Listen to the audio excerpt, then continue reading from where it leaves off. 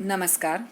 Dholka education society સંચાલિત શ્રી શિવશાસ્ત્રી અધ્યાપન મંદિર ડીએલએડ પ્રથમ વર્ષ કોર્સ 3 અભ્યાસક્રમ અને વર્ગ વ્યવહારના આ વિડીયોના તાસમાં હું સર્વ તાલીમાર્થી બહેનોને હૃદયપૂર્વક આવકારું છું. તાલીમાર્થી બહેનો, અગાઉના તાસમાં આપણે વિષયાભિમુખ કૌશલ્યની સમજ કેળવી હતી. આજના આ તાસમાં આપણે પ્રશ્ન પ્રવાહિતા કૌશલ્યની સમજ કેળવીશું. શિક્ષણમાં પ્રશ્નો પૂછવાનું મહત્ત્વ ખૂબ જ છે. સોક્રેટિસના જમાનાથી આજ દિન સુધીના વર્ગના શિક્ષણ કાર્યમાં પ્રશ્નોત્તર પ્રયુક્તિનો ઉપયોગ થતો રહ્યો છે. કેલ્વિનના મતે પ્રશ્ન સૌથી ઉત્તમ ઉત્તેજક છે અને શિક્ષકને તરત જ ઉપલબ્ધ છે. શિક્ષણમાં પ્રશ્નોત્તર પ્રયુક્તિનું પ્રભુત્વ જોતાં તેની અસરકારકતા વધારવા અંગે વિચારવું પડે. તે માટે નીચે પ્રમાણેની 2 રીત છે. પહેલું છે પ્રશ્ન પૂછવામાં પ્રવાહિતા લાવવી, જેને કહેવાય પ્રશ્ન પ્રવાહિતા કૌશલ્ય. બીજું છે વિવિધ પ્રકારના પ્રશ્નો પૂછવા, એટલે કે પ્રશ્નોના અપેક્ષિત ઉત્તરો ઊંડાણથી સમજવા, તેને કહેવાય પ્રશ્ન ઊંડાણ કૌશલ્ય. તાલીમાર્થી બહેનો, અહીંયા આપણે સર્વપ્રથમ પ્રશ્ન પ્રવાહિતા કૌશલ્યની સમજ કેળવીશું. ત્યારબાદ બીજા તાસની અંદર પ્રશ્ન ઊંડાણ કૌશલ્યની સમજ કેળવીશું. તો પ્રશ્ન પ્રવાહિતા કૌશલ્ય. સામાન્ય રીતે તાલીમાર્થી બહેનો, બાળક જ્યારે શાળામાં આવે છે ત્યારે તે ઘર, કુટુંબ, સમાજ અને આજુબાજુના તેના પર્યાવરણમાંથી જ્ઞાન મેળવીને જ આવતો હોય છે. જેથી પ્રશ્નો પૂછવાથી બાળક શું જાણે છે અને શું નથી જાણતો તે આપણે જાણી શકીએ છીએ. તો હવે આપણે પ્રશ્ન પ્રવાહિતા કૌશલ્યનો અર્થ સમજવાનો પ્રયત્ન કરીશું.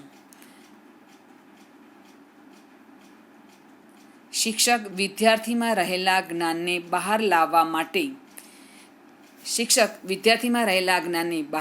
માટે તેનું બેધ્યાનપણું ટાળવા માટે, વર્ગમાં ચાલી રહેલી પ્રવૃત્તિઓમાં તેને જોડવા માટે, એકમનું પુનરાવર્તન થતાં વિદ્યાર્થીઓમાં તેની સ્પષ્ટતા થઈ છે કે નહીં તે ચકાસવા માટે પાણીના પ્રવાહની માફક ટૂંકા, સ્પષ્ટ, સુસંગત, સચોટ અને અસંદિગ્ધ પ્રશ્નો પૂછીને યોગ્ય ઉત્તરો મેળવે છે.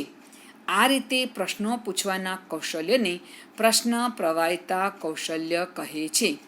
બીજા શબ્દોમાં કહીએ તો નિર્ધારિત સમય મર્યાદામાં મહત્તમ સંખ્યામાં અર્થપૂર્ણ પ્રશ્નો પૂછવાના પ્રાવીણ્યને પ્રશ્ન પ્રવાહિતા કૌશલ્ય કહે છે. તાલીમાર્થી બહેનો, આ છે પ્રશ્ન પ્રવાહિતા કૌશલ્યનો અર્થ. એકવાર ફરી આપણે પ્રશ્ન પ્રવાહિતા કૌશલ્યના અર્થની સમજ કેળવીએ. શિક્ષક વિદ્યાર્થીમાં રહેલા જ્ઞાનને બહાર લાવવા માટે, તેનું બેધ્યાનપણું ટાળવા માટે, વર્ગમાં ચાલી રહેલી પ્રવૃત્તિઓમાં તેને જોડવા માટે, એકમનું પુનરાવર્તન થતાં વિદ્યાર્થીઓમાં તેની સ્પષ્ટતા થઈ છે કે નહીં તે ચકાસવા માટે પાણીના પ્રવાહની માફક ટૂંકા, સ્પષ્ટ, સુસંગત, સચોટ અને અસંદિગ્ધ પ્રશ્નો પૂછીને યોગ્ય ઉત્તરો મેળવે છે. આ રીતે પ્રશ્નો પૂછવાના કૌશલ્યને પ્રશ્ન પ્રવાહિતા કૌશલ્ય કહે છે. બીજા શબ્દોમાં કહીએ તો નિર્ધારિત સમય મર્યાદામાં મહત્તમ સંખ્યામાં અર્થપૂર્ણ પ્રશ્નો પૂછવાના કૌશલ્યને પ્રાવીણ્યને પ્રશ્ન પ્રવાહિતા કૌશલ્ય કહે છે.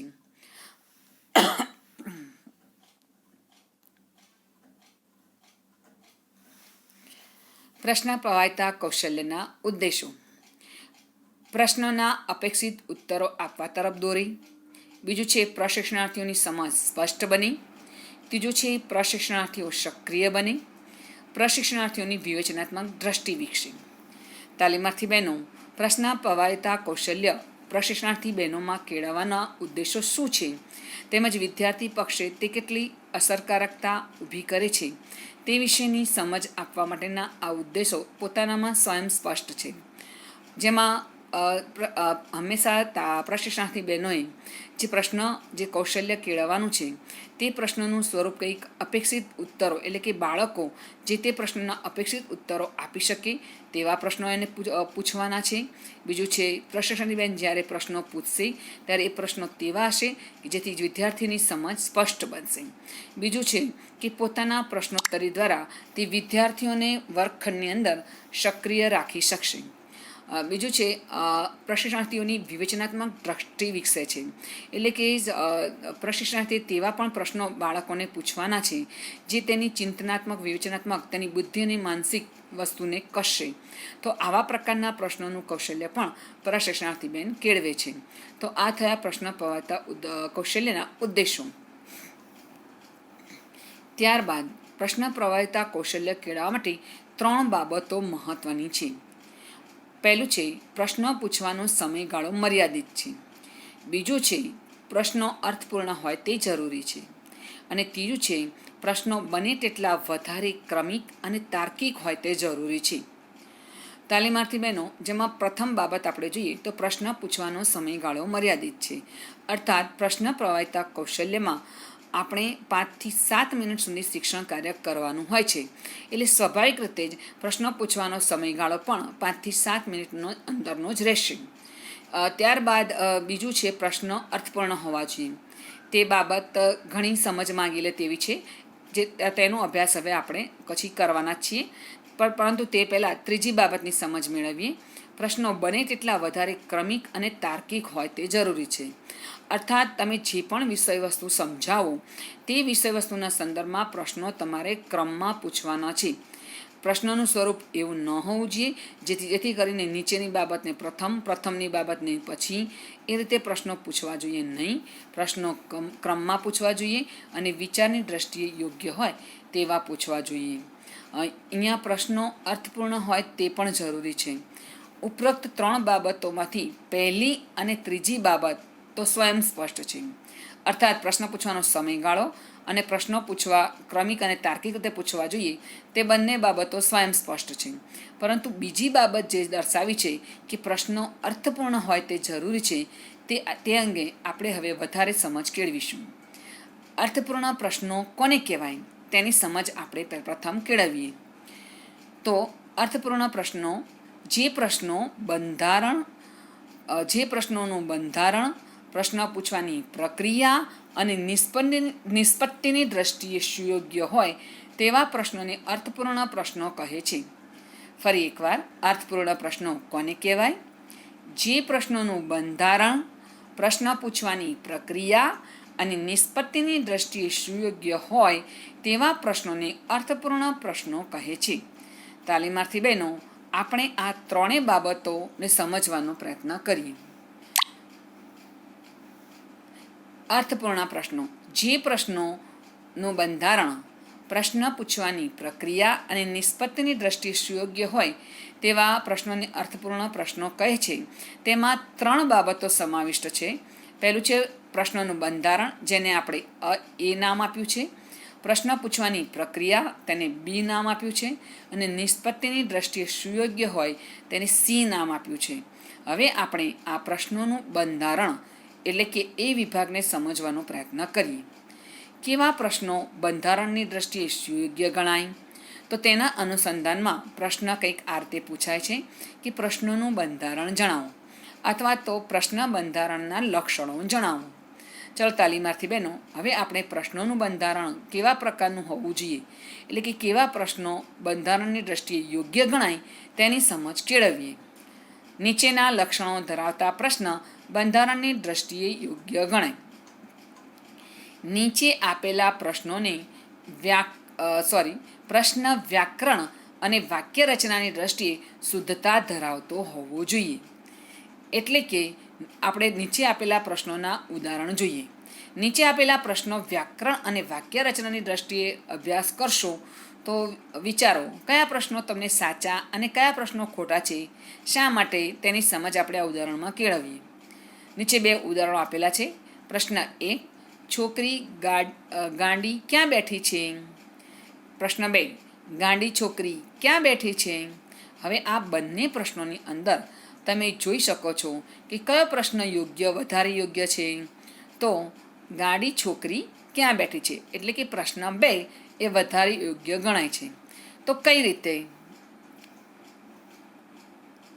ઉપરોક્ત આપેલા પ્રશ્નો તપાસતા માલુમ પડે છે કે પ્રથમ પ્રશ્ન વ્યાકરણ, કાળ, જોડણી, વચન, જાતિ, પદ, ગોઠવણી વગેરેની દ્રષ્ટિએ અશુદ્ધ છે.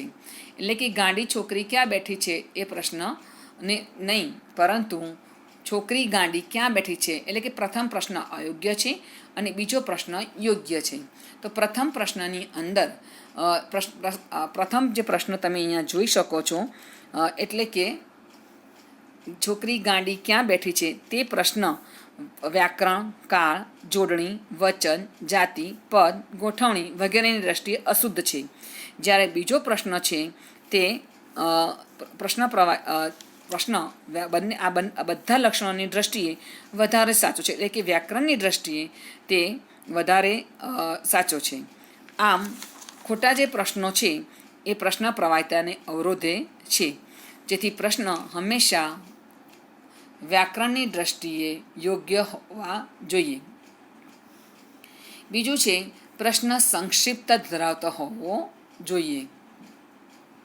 તાલીમાર્થી બહેનો તમે અહીંયા જોઈ શકો છો, બીજો પોઈન્ટ છે પ્રશ્ન સંક્ષિપ્તતા ધરાવતો હોવો જોઈએ. હવે આપણે તેને ઉદાહરણ દ્વારા સમજીએ. તમારામાંથી કોણ જાણે છે કે આપણો દેશ કયા વર્ષે સ્વતંત્ર થયો? ત્યારબાદ બીજો પ્રશ્ન જોઈએ તેવો જ કંઈક, આપણો દેશ કયા વર્ષે સ્વતંત્ર થયો? હવે આ બંને પ્રશ્નો જોતાં માલુમ પડે છે કે પ્રશ્ન 2 સંક્ષિપ્તતાની દ્રષ્ટિએ વેધક છે, જ્યારે પ્રશ્ન 1 બિનજરૂરી શબ્દો કોણ જાણે છે મૂકીને રચ્યો છે, તેથી સંક્ષિપ્તતા સચવાતી નથી. એટલે કે પ્રશ્ન 1માં તમારામાંથી કોણ જાણે છે તે વસ્તુની તેમાં જરૂર નથી, પરંતુ પ્રશ્ન 2માં આપણો દેશ કયા વર્ષે સ્વતંત્ર થયો તે એકદમ સંક્ષિપ્ત અને વધારે યોગ્ય છે. તેથી કહી શકીએ કે પ્રશ્ન સંક્ષિપ્તતા ધરાવતો હોવો જોઈએ. ત્યારબાદ ત્રીજું છે ઉત્તરની દ્રષ્ટિએ પ્રશ્ન સ્પષ્ટતા કે અસંદિગ્ધતા ધરાવતો હોવો જોઈએ.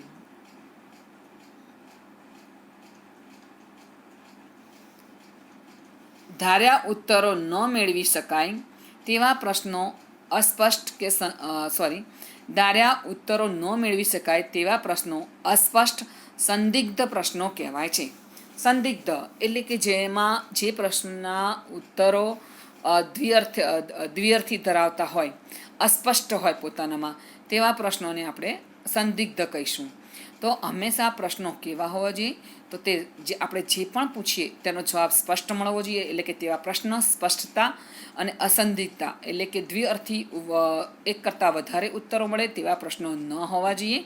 આથી આપણે કહી શકીએ છીએ કે ઉત્તરની દ્રષ્ટિએ પ્રશ્ન સ્પષ્ટતા કે અસંદિગ્ધતા ધરાવતા હોવા જોઈએ.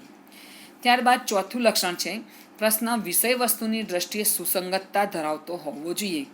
એટલે કે તે ચર્ચાના મુદ્દાની સાથે સંકળાયેલો હોવો જોઈએ. અસંગત પ્રશ્નો પ્રવાહિતા કૌશલ્યને અવરોધે છે.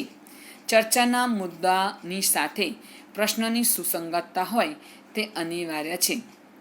તાલીમાર્થી બહેનો અહીંયા એક વસ્તુ જણાવવાનું છે કે શિક્ષક જ્યારે જે પણ વિષય વસ્તુ કે પાઠ્ય વસ્તુ ભણાવતો હોય ત્યારે તે કેટલીક વાર બહારના ઉદાહરણો પણ આપતા હોય છે, પરંતુ તે આપણે પાઠ્ય વસ્તુની સમજ માટે કેળવ્યા હોય છે, જેથી કરીને જ્યારે પણ આપણે પ્રશ્ન પૂછીએ ત્યારે તે પાઠ્ય વસ્તુના સંદર્ભમાં જ પૂછવા, તેને લગતા બહારના વિષય વસ્તુની જે તમે વધારાની સમજ કેળવવા ઉપયોગ કર્યા હોય તે પ્રશ્નો પૂછવા નહીં તો તેવા પ્રશ્નો બાળકને અવળી દિશા તરફ લઈ જશે. ત્યારબાદ આવે છે પ્રશ્ન પૂછવાની પ્રક્રિયા. બીજો આપણે બી વિભાગ જોયો હતો. અર્થપૂર્ણ પ્રશ્નોમાં આપણે એ વિભાગ જોયો કે પ્રશ્નો બંધારણની દ્રષ્ટિએ યોગ્ય હોવા જોઈએ. હવે આપણે જોઈશું પ્રશ્નો પૂછવાની પ્રક્રિયા. એટલે કે પ્રશ્ન પૂછવાની પ્રક્રિયા એટલે શિક્ષણ કાર્ય કરતી વખતે વિદ્યાર્થીઓ સમક્ષ પ્રશ્નોની રજૂઆત કરવી અને તેમના ઉત્તરો સ્વીકારવા. શિક્ષકે પ્રશ્નો પૂછવાની પ્રક્રિયા વખતે નીચેની બાબતો ધ્યાનમાં રાખવી જોઈએ. પહેલું છે પ્રશ્નની સમગ્ર રજૂઆત વર્ગ સમક્ષ થવી જોઈએ.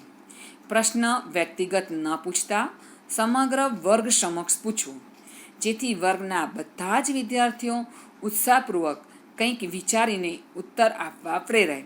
વળી વધુ વિદ્યાર્થીઓ ક્રિયાશીલ અને સતર્ક બને. તાલીમાર્થી બહેનો, કેટલીકવાર વર્ગખંડની અંદર વિદ્યાર્થીઓની ફરિયાદ રહે છે કે શિક્ષક અમારી સામું પ્રશ્ન જોતી વખતે જોતા જ નથી કે અમને તો તે પૂછતા જ નથી. તે માત્ર અમુક જ વિદ્યાર્થીને પ્રશ્ન પૂછ્યા કરે છે. પરિણામે બીજા વિદ્યાર્થીઓ ઓટોમેટિક નિષ્ક્રિય બનતા જાય છે, કારણ કે તેમને એવો ખ્યાલ આવી જાય છે કે શિક્ષક અમને પ્રશ્ન પૂછશે જ નહીં. તો આ નિષ્ક્રિયતા ટાળવા માટે શિક્ષકે હંમેશા જે તે વિદ્યાર્થીઓને નહીં, વ્યક્તિગત રીતે નહીં, પરંતુ સમગ્ર વર્ગને ધ્યાનમાં રાખીને પ્રશ્નો પૂછવા જોઈએ, જેથી વર્ગખંડની અંદર બધા જ વિદ્યાર્થીઓ સક્રિય બને. બીજું છે પ્રશ્નનું પુનરાવર્તન ન કરવું. પ્રશ્નનું પુનરાવર્તન કરવાથી વિદ્યાર્થીઓ પ્રશ્ન સાંભળવામાં બેદરકાર અને બેધ્યાન બને છે, તેમજ સમય અને શક્તિનો વ્યય થાય છે.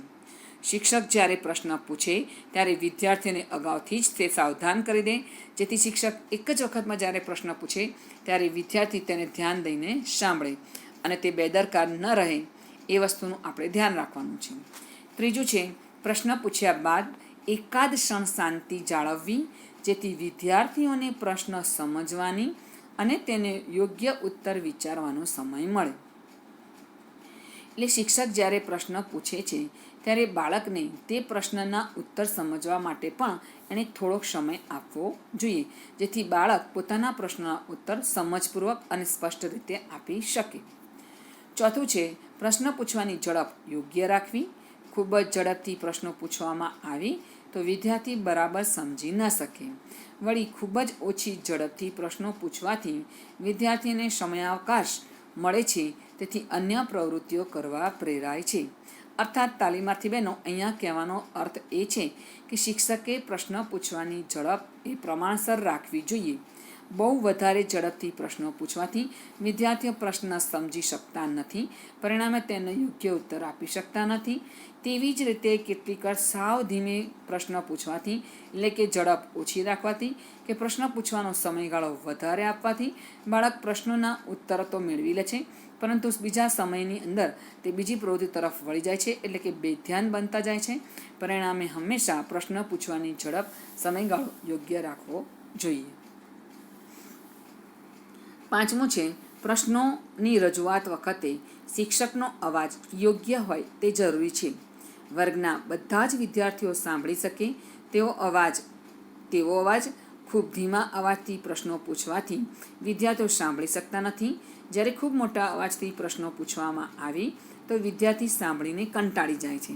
અર્થાત શિક્ષકે હંમેશા છેલ્લી બેન્ચે બેઠેલો વિદ્યાર્થી પણ પોતાનો અવાજ સાંભળી શકે તે રીતે પ્રમાણસર અવાજે પ્રશ્નો પૂછવાના છે. ખૂબ મોટેથી પણ નહીં અને ખૂબ ધીમેથી પણ નહીં. છઠ્ઠું, પ્રશ્નની અગત્યની બાબત કે શબ્દ ઉપર યોગ્ય ભાર મૂકવો, જેથી પ્રશ્નની મહત્ત્વની બાબતો તરફ વિદ્યાર્થીઓનું ધ્યાન કેન્દ્રિત કરી શકાય. દાખલા તરીકે આપણે નીચેના પ્રશ્નો વાંચીએ. શિક્ષક જે તે વ્યક્તિનું ચિત્ર બતાવીને પ્રશ્ન પૂછશે, તેઓ કોણ છે?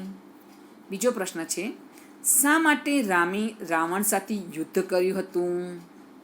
ત્રીજો પ્રશ્ન, આ માટે મહત્ત્વનું પરિબળ કયું છે? આવા પ્રશ્નો પૂછતા યોગ્ય શબ્દો પર શિક્ષક યોગ્ય ભાર મૂકે તો પ્રશ્નોની રજૂઆત અસરકારક બને છે.